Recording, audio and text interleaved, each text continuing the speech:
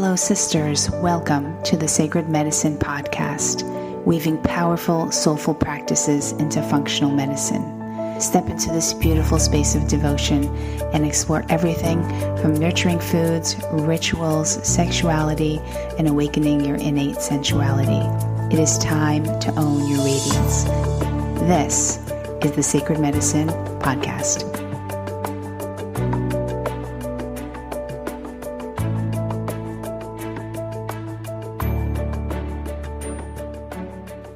You are listening to the Sacred Medicine Podcast. I am your host, Margaret Romero, and this week we have kind of an interesting topic that many of you may not have heard about before.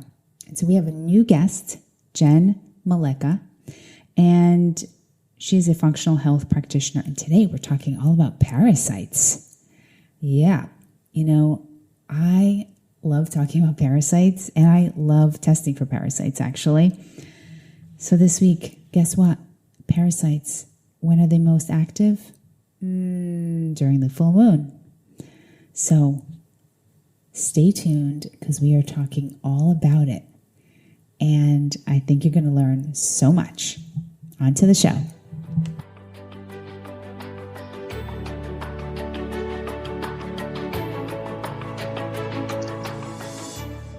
Welcome back to another week of the Sacred Medicine Podcast. Today we have a new guest, Jennifer Maleka, and she is a functional health practitioner. And we are going to be talking about something so interesting. When I had read about this, I just wanted all of you to know more about it as well. So Jen, thank you so much for being here today. I'm excited to be here and talk about this kind of odd but fairly common topic. Yes. So tell us a little bit more. So today what we're talking about are parasites and the full moon. So how did you come about this? And is it something that you had experienced personally? Yeah, a little bit. And actually it came about through some of my functional health training that I've done as a functional health practitioner, just learning more about what we call gut pathogens, which are parasites, bacteria, and yeast overgrowth, and kind of how they live and how they operate, in their own little world in some kinds of ways. And learning more about this, I discovered, information and research that correlated with, parasite or even bacteria or yeast activity and the full moon. And then I started to see this in myself and even some of the clients that I was working with who were dealing with like parasite, bacteria, and yeast overgrowth going on in the intestinal tract. And sometimes their symptoms were cyclical, and we started to pay attention to some of those cycles, and you could actually track it with the cycle of the full moon. And so now that is kind of a clue that I will look for when I'm talking to people that are consulting with me about their health issues and considering doing work with me, as we're kind of investigating what's going on with them. I'll ask them if their symptoms, are cyclical and if they've ever noticed a specific correlation around a full moon. And based on that information, it starts to then point in the direction that we should probably further investigate parasites and bacteria and yeast overgrowth. And almost every single time we definitely find them. That is so interesting to me. So what are they actually saying is happening around the full moon? And is it a couple of days before and after, or is it actually just the day and night of the full moon? Yeah, so usually it's an intent, like their symptoms will intensify. So people will, have all different types of symptoms that can be related to parasites, bacteria, yeast overgrowth. Some of the common ones would be like gas and bloating, for example, maybe digestive issues, upset stomach, changes in their bowel movements. Sometimes like food cravings, because bacterias and yeast specifically will trigger us to crave sugars or simple carbohydrates a little bit more. Sometimes their anxiety will be intensified. Skin issues might be itching that they're having, or let's say they might notice that they get like a urinary tract infection, a UTI, or a yeast infection, quite cyclical around with the full moon, which can sometimes be cyclical with the menstrual cycle. Sure. As well. And so what this really relates to oftentimes is, there is some type of bacteria, yeast, parasite overgrowth that's going on in the gut. And what's really interesting is that, around the full moon, just like with the ocean tides, there is an increase in the gravitational pull from the moon and the sun. I was actually just sitting at the beach the other day talking about this with my husband because the tide was really low, and we were talking about the gravitational, pull that the moon has and how it will shift, the tides. So what you want to consider is that the body is actually made of 80% water, right? Right. And so this gravitational pull can kind of also create a human tide pull that can affect brain function, and also it can actually shift the kidneys and some other functions in the body that kind of create what we call like an awakening response, where these little gut bugs then become more active during the full moon cycle, and they can wreak havoc on your gut, your digestion, and your hormone balance. So oftentimes you'll notice this increase in symptom intensity actually leading up to the full moon. And when you pay attention to the cycles of the full moons, like, we also might joke around about how people are just more irritable, right, around a full moon. Sure. Or that people are just kind of losing their, minds around a full moon, which is very interesting that we have these old adages related, that we say about it. And then come to find out there might be some scientific truths to what actually is going on. So, and then the full moon, once the full moon kind of peaks, you may see like an intensity and symptoms for a couple days after that, because the full moon's energy is usually pretty strong for about 48 hours after it peaks. And then it will slowly taper off afterwards. And I think that this leaves, people kind of confused about their symptoms sometimes, because they can be cyclical in this type of way. And there's really, at first they can't track any rhyme or reason to it on what is going on exactly. But then when I kind of point these things out to them, they go, oh yeah, that makes total sense. I've definitely been experiencing that recently. Oh my gosh. So I have so many questions. Let's see. So okay, let's say somebody has a very low-lying infection, like a very minimal candida in their gut. And they've maybe had some inkling of it or an occasional bloating. Do these symptoms intensify only when people have like large, like 2 or 3 parasites that they didn't know about? I mean, or is it affecting everyone sort of on a low level, since we all have microbiome and we all tend to have we do all have bacteria in our systems. So are those bacteria that are sort of non-pathogenic, are they also being sort of revved up as well? Do you know? I'm not exactly sure, because I haven't seen specific research on the non-pathogenic bacterias, like what we would consider maybe lactobacillus or some of those healthier strains of bacteria. But, just in consideration of kind of the physiological aspects here and the gravitational pull of the water that's happening, I'm sure there is an impact, that is happening on those beneficial bacteria as well. And in some ways, this could actually, just kind of theorizing here, that because those beneficial bacteria are getting like a surge, that might be of benefit to us, right? It's kind of like strengthening the work that they do, possibly in some reasons or in some areas or some ways. And that would be my hypothesis on that. Again, I haven't seen any clear research related to that. But back to the other part of your question about, does the quantity matter in relation to the intensity?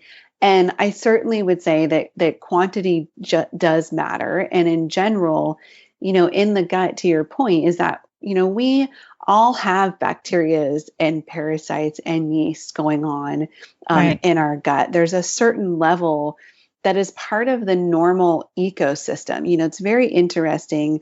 Our gut microbiome, and even inside of our body, it's like its own ecosystem, kind of like underneath the ocean water. It's its own ecosystem that we actually don't really know a ton about. I mean, we know some, but we don't know all the nuances about it.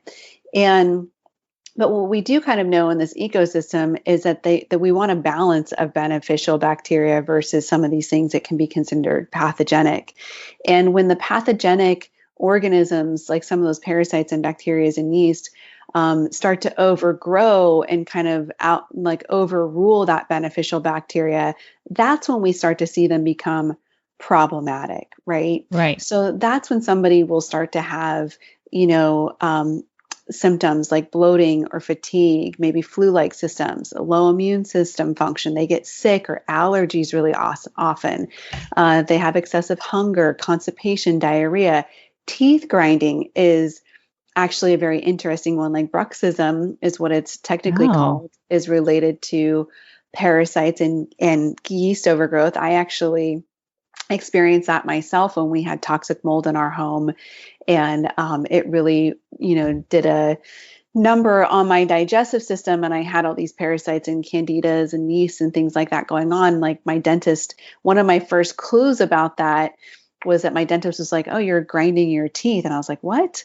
And so I did some testing and found that out. But that, that's a symptom that can be correlated with what we're talking about here.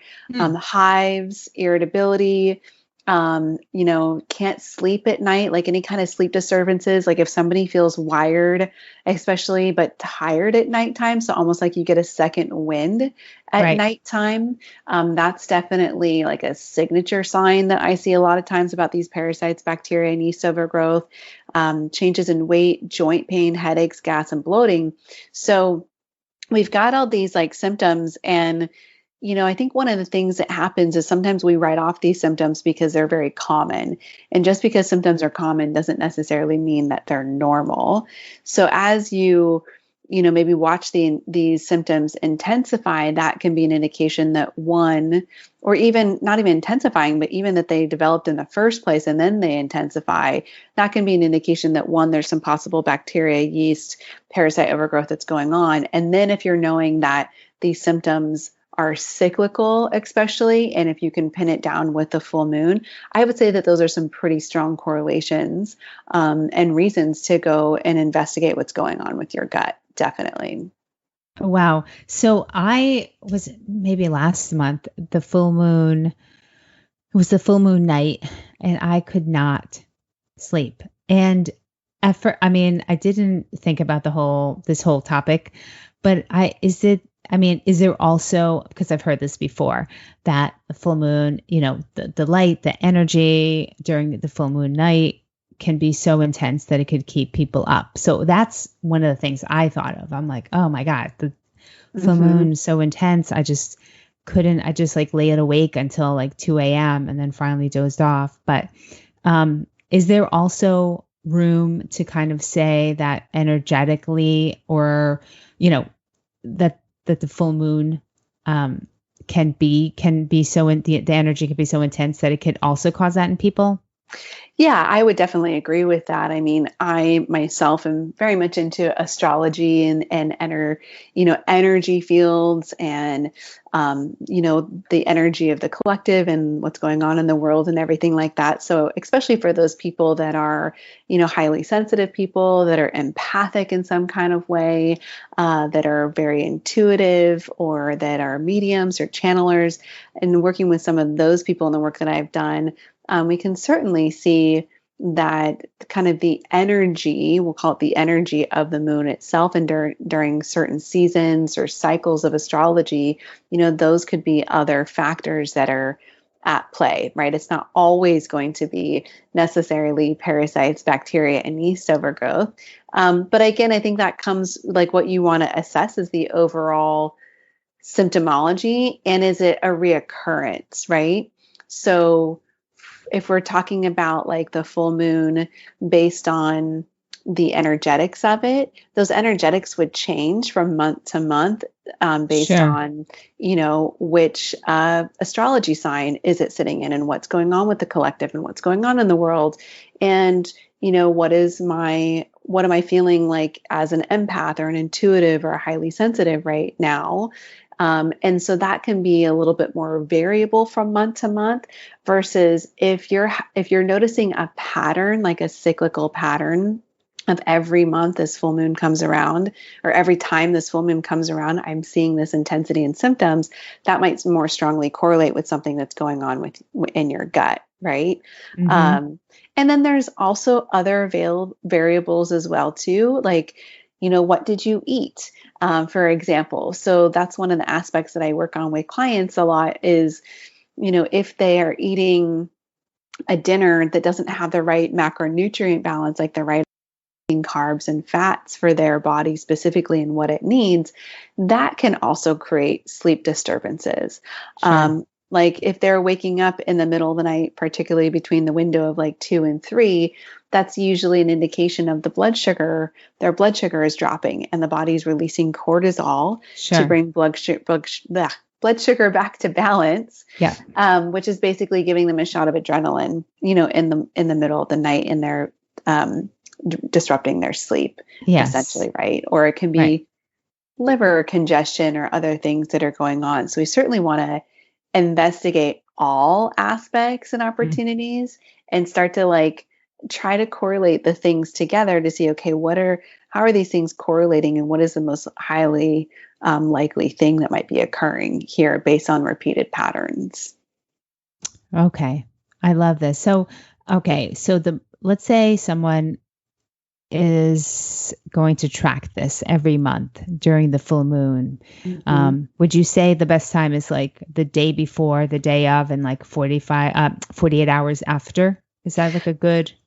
I would probably start like a week out, to be honest with you, and then probably up to 2 to 3 days afterwards, where you would see that drop off or that change. So one of the tools that I like to use with my clients is a system called Biocanic, and we can create custom trackers in there. So let's say, we want to track like the intensity of bloating, teeth grinding, and I don't know, like anxiety, maybe those are somebody's 3 different symptoms that they're having, that they're noticing some cyclical effects in. And so I would set a little, timer like a week prior to the full moon, because then we could see it kind of ramp up, right? Like maybe a week out, those symptoms are pretty low. And then each day as it gets closer to the full moon, you see them go up a notch to the point where, maybe that day prior or sometime within that 48-hour window on either side of the full moon, you're going to kind of see a peak in the symptoms. And then if you track them for a couple days afterwards, you're going to see them drop off. So you can really then start to see that bell curve that might happen in relation to the full moon and its peak. Okay. And would you say that if someone is seeing you, or they know that they have parasites, but they're in treatment right now, they're getting them treated. Mm-hmm. Does the actual full moon, I know you said that it sort of increases their activity, but does it cause them to sort of multiply?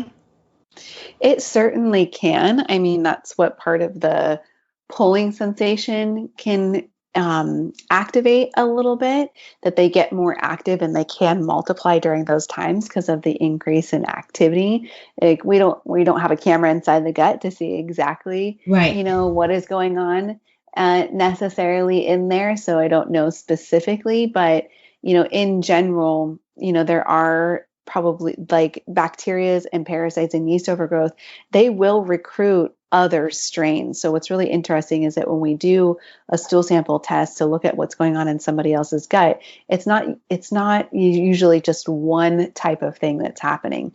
Like we'll see multiple strains of bacteria or multiple parasites or a combination of parasites, bacteria, yeast overgrowth, because they actually live and feed off of and strengthen off of each other. And so you can see quite a bit of activity that might be then stimulated during the time of the full moon, and when this gravitational pull is happening. Oh, interesting. And so do you believe that there is like a certain time to start treatment? Like, do you ever typically say, you know what, let's wait for around the full moon to start treatment? Or does that not really make a difference? I don't really necessarily let that dictate like a starting point for clients, because I want them to get on the path to cleaning up their gut as quickly as possible. But I will say that most of the approaches, the most effective approaches to cleaning up the gut are usually like a 60-day cycle. So they'll do like a combination of herbs, to address a parasite overgrowth. And the suggestion is to do a 60-day cycle. And so with that 60-day cycle, you're definitely going to hit at least one, if not maybe two, full moon periods during that time. And the reason for the 60-day cycle is, one, to kill off all of the adult, organisms, and then, if there's any eggs or any adolescent organisms, to then, make sure that you're doing a clean sweep and getting the rest of those that may have, come about once you did, go through that first 30 days. So it's a good full clean that they're getting. Okay. Got it. Wow, this is so interesting. So have you seen any other sort of interesting symptoms, from what you've observed in your patients that you wanted to bring up today in terms of like the full moon? I just think that this is probably the most unique one that I've really pinpointed as it relates to the full moon. I see that hormonal changes sometimes are related to the full moon. And that is, I don't know if you've talked about this on your show before, but how, women in our menstrual cycles, we will usually align with the moon in some kind of way. So oftentimes, like starting your menstrual cycle either with the full moon or with the new moon, and just based on the length of your cycle, you can see that flop, over time, essentially. Like I'm aligned most often with the new moon myself. And so, but that can change, right? Sure. And I think those are things to pay attention to. Energy cycles, I would say, are also something to pay attention to as it relates to the full moon, which actually has a lot to do with your hormonal cycles as well. Like for females, based on the different time of your cycle, whether it's the luteal phase or a different phase, you might notice that you have, more energy, you feel more creative, more motivated. And so those kinds of things will be aligned with the moon cycles as well, just based on, that menstrual cycle alignment also. So those are some other cool things to pay attention to as well. And I think that each individual is just, so unique and different. I think it's been fascinating for myself personally to kind of understand and pay more attention to the moon cycles themselves, and being kind of like a healer type and a little bit of an empath and highly sensitive person myself. Like, sometimes like with this last like new moon that we just had, there was a definitely a heaviness that I felt to that. And I needed more rest and to be outside a little bit more as well too. So I just think it's totally fascinating when we tune into what's going on environmentally with us and how, we feel on a day-to-day basis. And once you tap into that, there's so many insights for how you can then leverage those things to always feel your best. Yes, I have to agree about this past new moon. I felt the same way. I really felt the need to just, it was a rainy day here too, and I just wanted to rest. And I just like the thought of just taking a nap. And in the middle of the day, I was off that day, but I ended up needing to drive up to Boston, and I sat in 5 hours of traffic on a rainy day, and it was probably like the worst decision I could have made. And I really didn't sleep that night. I was sleeping on the floor, and it was just an overall not a good sort of relaxing weekend.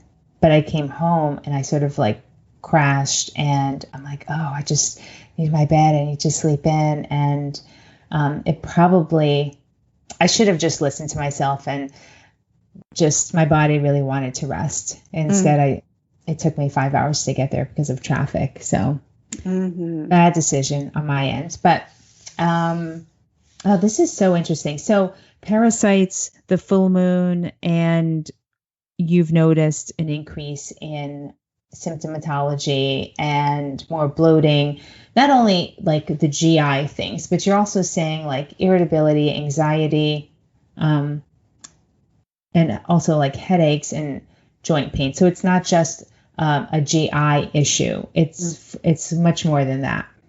Yeah, it definitely can, because, one of the things that I really pay attention to and have learned through my training is that the root cause can be far removed from the source or from the symptom. We actually may never know what the root cause is, and symptoms can express them, or like root causes can express themselves in so many different types of ways. So like a really great example is that, somebody who has anxiety, they might not link that necessarily to a food sensitivity or a parasite, right? Like those things seem to be far removed from each other. We tend to want to connect digestive issues with digestive problems, but, we can also connect digestive problems with other types of issues that we're experiencing, and vice versa as well. So, I think it's looking at being an observer of your body and just paying attention to what is going on exactly. And then being a health detective, putting on your health detective hat and saying, okay, like, well, what's going on in my environment? What's going on in my lifestyle? What am I eating? How am I sleeping? What's my stress levels like? What's going on with the moon? And kind of like paying attention to all these things to, again, look for those correlations and be able to pinpoint, what might be happening here. Right. Now you mentioned the grinding of the teeth. Is that due to like increased anxiety around the full moon, or is there another reason behind the grinding of the teeth? Well, it's actually, I've seen it linked directly to like parasite and yeast overgrowth. Specifically, I don't know what the exact mechanism of that is necessarily. Like, why do parasites and yeast cause us to grind our teeth? It could, be an increase in stress or anxiety that's happening, below the surface that we don't really realize. I mean, sure. It's fascinating that some of these parasites and yeast overgrowth and bacteria can be linked to all different types of things. Like Blastocystis hominis is a parasite that actually can get into the synovial joint fluids and create like joint pain. Or H. pylori bacteria can affect like the T7 vertebrae. And so people will have, mid back pain that they can't figure out. And I actually experienced that from having H. pylori myself. Like I just thought that I was having mid back pain and like hip pain and IT band pain because I was a runner. And then when I cleared up the H. pylori, it went away. Or that H. pylori can cause migraines as well too. It's been linked to migraines. So these little organisms, they definitely impact, the biochemical aspects of our body in certain ways that can result in this type of, all of these kind of what we would consider like random symptoms, right? Sure. Yeah. So I guess anyone who's listening, if you're noticing a pattern, definitely get a comprehensive stool test. I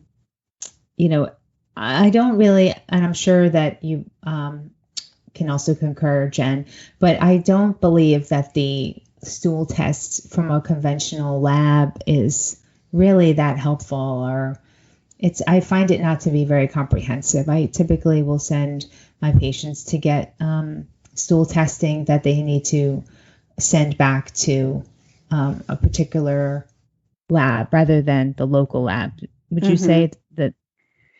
Yeah, I have found that to be fairly accurate. With conventional testing, they tend to only look at like a handful of organisms that have been conventionally considered to be pathogenic. So you'll see like them look for Giardia, or they'll look for E. histolytica or salmonella, for example, or C. difficile, but they're not looking for things like Klebsiella, which is actually a bacteria that can aggravate an autoimmune process, or they're not looking for H. pylori. There's definitely a distinct difference between kind of the conventional traditional approaches to exploring the gut and being able to test for and identify what these pathogens that we're talking about here, and largely because in the functional approach to health, we're looking for,